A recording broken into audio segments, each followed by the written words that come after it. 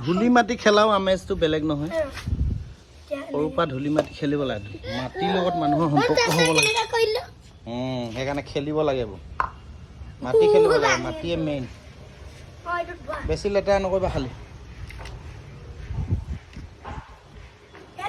পুৰা খেল তাত বহি ল মাটিৰ লগত সম্পৰ্ক নেখায় মাটি নাখাবি দেই পুৰা খালি খেল ইয়াক খাব নিদিবি মই ইমান মন যায় খেলি লওক চেনে খেলিছা নি